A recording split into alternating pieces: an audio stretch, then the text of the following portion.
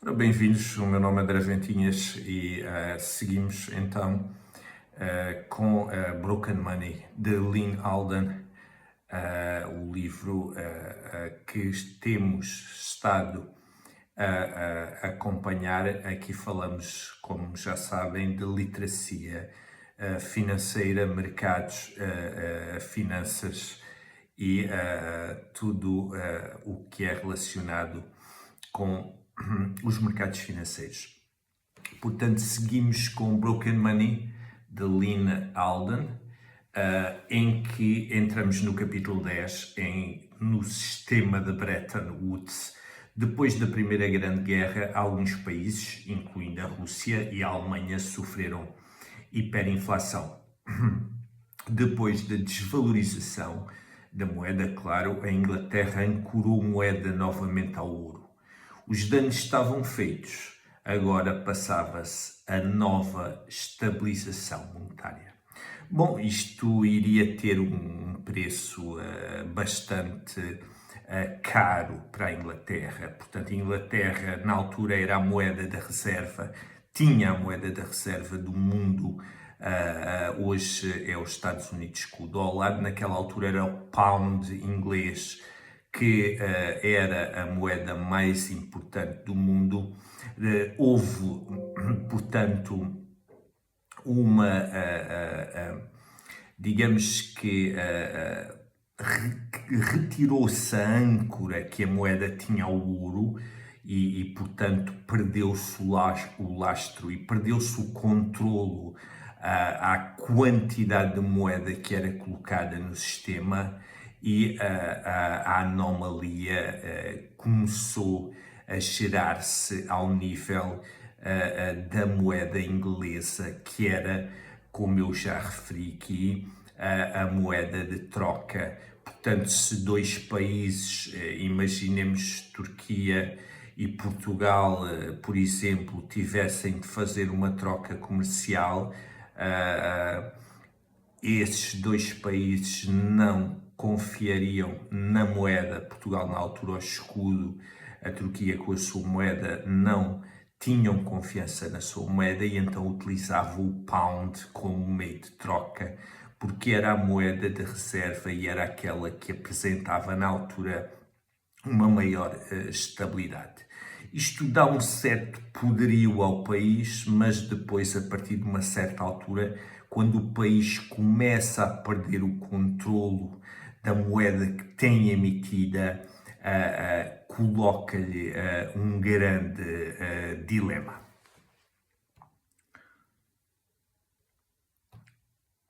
Portanto, problema do pós-guerra no sistema de Bretton Woods. As reservas monetárias tinham crescido em relação à massa monetária existente, a oferta de dinheiro, principalmente da moeda da reserva, o pound, tinha subido na sua relação com o ouro.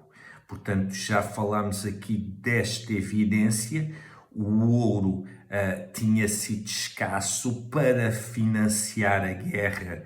Os ingleses recorreram a empréstimos e a estratégias de financiamento algo obscuras e pouco claras, em que já estávamos a começar aqui com esta moeda fracionária a querer entrar em jogo e com uma alavancagem em que, por exemplo, para cada onça de ouro já havia um X de moeda a mais que aquilo que os bancos ingleses tinham para poder financiar a guerra. Ora, isto começa a ser um problema porque sem âncora o dinheiro perde valor e começa a ser não uma reserva de valor e apenas um meio de troca. E como meio de troca, o dinheiro acaba por ter um valor relativo como qualquer outro tipo de produto simples, em que a sua maior quantidade envolve, portanto, o dinheiro completamente barato e cada vez a valer menos, a menor quantidade, a escassez, essa sim traz mais valor àquilo que é o dinheiro. Os americanos não é por acaso que têm para moeda que nós apelidamos currency, é aquilo que é o meio de troca, eles chamam currency ao meio de troca, portanto, e money é mesmo aquilo que serve apenas e também como reserva de valor. Esta artificial criação de dinheiro no Reino Unido foi uma cópia do que se está a passar hoje com o dólar nos Estados Unidos. A Grande Depressão abriu portas derivada a esta situação, apesar do sistema não estar interessado neste domínio de saberes e conhecimentos. Portanto, o que aconteceu na altura da Grande Depressão foi que nunca se tinha dado um fenómeno do tipo, e então os bancos e toda a economia, apesar de ter carregado na impressão de dinheiro em massa com os grandes lords da altura e os grandes senhores que tinham o controlo do mundo a financiarem aos poucos a tentativa de manter um sistema, mas as contas não estavam feitas e, portanto, eles corriam sempre atrás do prejuízo e não conseguiram segurar aquilo que foi um fenómeno de uma deflação e que levou inclusivamente a uma grande depressão em que se viram desde depositantes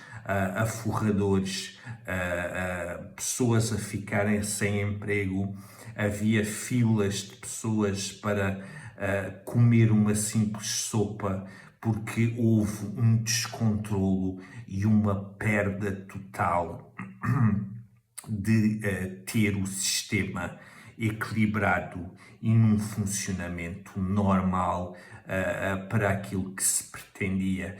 Portanto, deixou-se mesmo a cair a economia e o sistema financeiro no caos, num autêntico caos. Para financiar a Primeira Guerra, o Reino Unido, na linha da frente, precisava de gastar o equivalente a um ano do que produzia. Os Estados Unidos já devem mais de um ano do que produzem, quanto é que o Estado americano precisa. Portanto, nós estamos a identificar um fenómeno just in time, ou seja, mesmo no momento exato, em que os Estados Unidos está completamente desesperado e daí arranjar guerras e guerrilhas para tentar vencer aquilo que é um problema que eles próprios o criaram e, portanto, eles é que o terão de resolver e andam à procura da solução em outros locais. Portanto, eles têm de inventar tudo e mais alguma coisa, têm de inventar, portanto, que o mundo é injusto, que existe falta de democracia no Irão, que o Irão tem uma bomba nuclear prestes a ser criada, tal como Saddam Hussein também tinha a bombas de destruição maciça e depois acabaram por descobrir apenas caixas com tubos de canalização e portanto, acabou por ser uma controvérsia e, inclusivamente na altura, com a célebre foto de Durão Barroso na base das Lajes, em que alinhou juntamente com o Sobush neste tipo de, portanto, criação de caos. Na altura só se ouvia a palavra terrorismo e era isso que se vendia mentalmente às pessoas. Ora, um investidor minimamente ciente daquilo que está a fazer tem-se tentar desligar dessas manobras de diversão e ver quais são os melhores investimentos que tem para fazer no momento.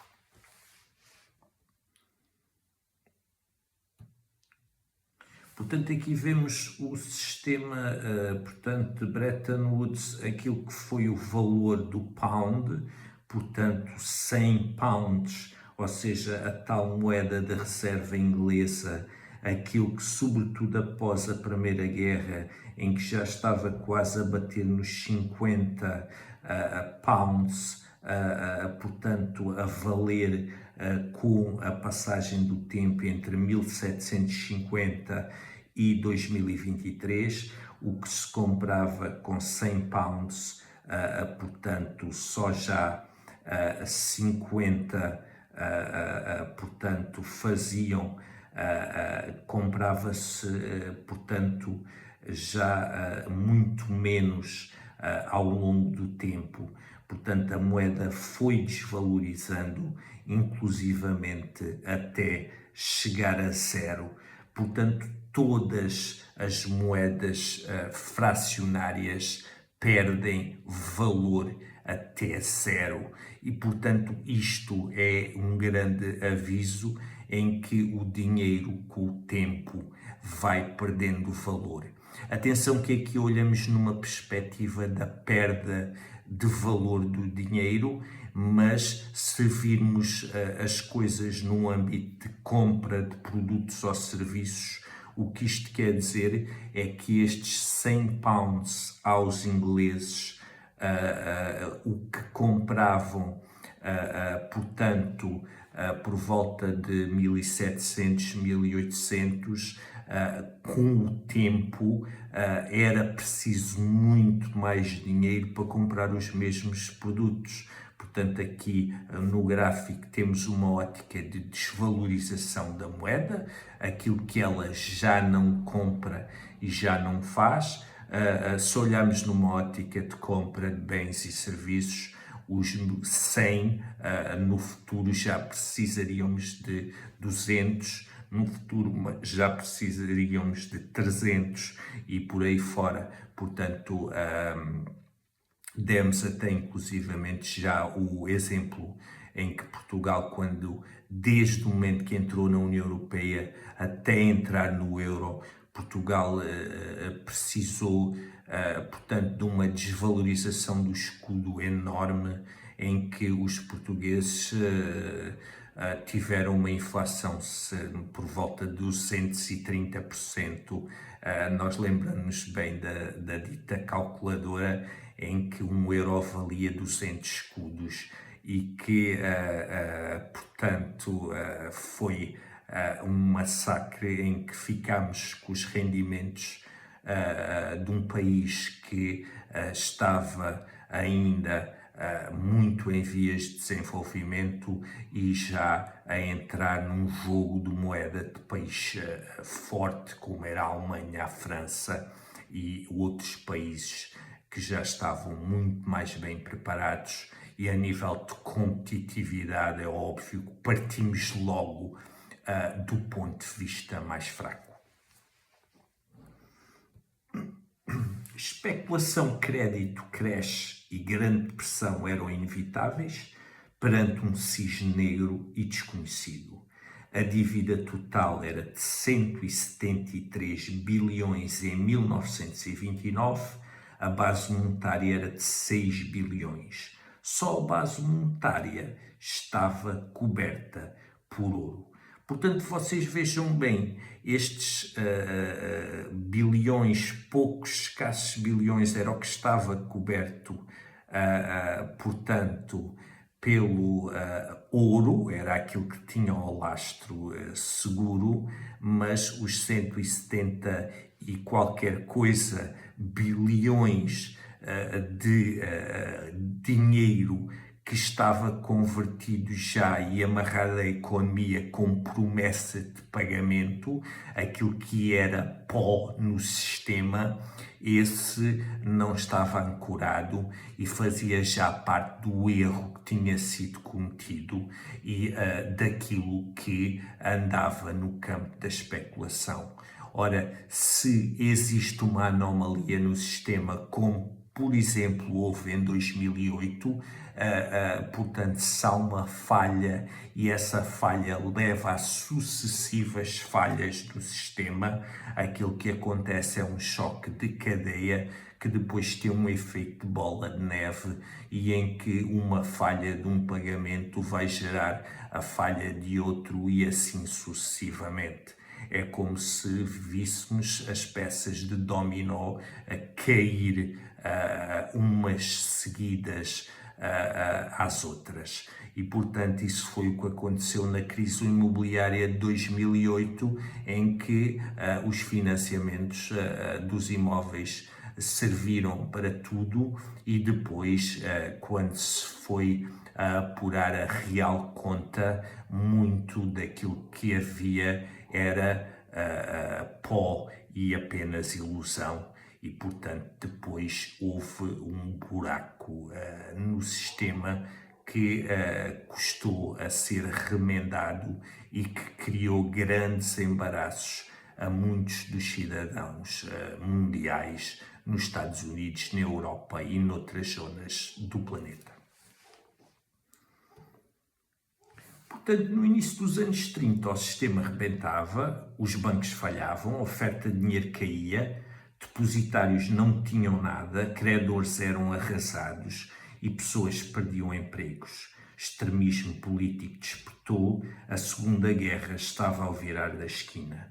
Portanto, isto é o fenómeno da deflação em si. Portanto, a deflação gera isto em que todo o motor económico começa a falir e, portanto, todos os órgãos vitais daquilo que é o sistema económico-financeiro acontece automaticamente uns a seguir aos outros, porque uma deflação gera este caos e que foi o que a Grande Depressão gerou. Em 1944, 44 países, por acaso, reuniram-se para definir o sistema monetário internacional. O que viria depois vamos abordar no próximo vídeo. Portanto, o sistema de Bretton Woods teve de reunir 44 países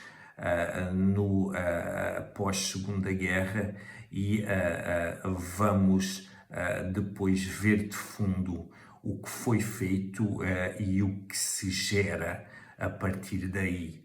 Portanto, não percam este seguimento. Repito que estamos a entrar numa fase crucial e aquela em que Lyn Alden nos dá a entender aquilo que se está a passar hoje no mundo. E cada vez mais é bom termos estes conceitos, é bom saber literacia financeira, é bom saber de onde é que partiram estas bases para nós termos uma linha de raciocínio e só depois de adotarmos algum conhecimento é que podemos começar a investir ao nível dos mercados financeiros, mas já com os pés mais bem assentes na terra. Até o próximo vídeo, partilhem, subscrevam e espero que comecem a acordar de uma vez por todas.